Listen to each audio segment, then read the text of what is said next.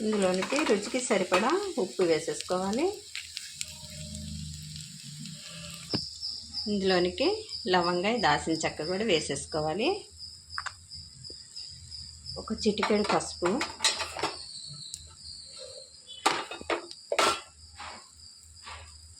వేసి కలిపేసుకోవాలి మొత్తం.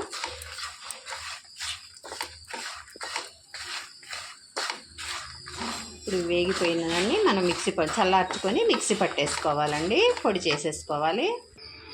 చల్లారిపోయిందండి. చల్లార్చుకున్న దాన్ని మిక్సీలోకి వేసుకొని మిక్సీ పట్టేసుకోవాలి. అన్నీ జార్లో వేసేసుకున్నామండి. ఇప్పుడు మిక్సీ పట్టేసుకోవాలి. ఇందులోనికి ఒక వెల్లుల్లిపాయ కూడా వేసేసుకొని మంచి మెత్తగా మిక్సీ పట్టేసుకుందామండి. మిక్సీ పట్టుకుందామండి. ఇట్లా పొడి చేసేసుకుందాం.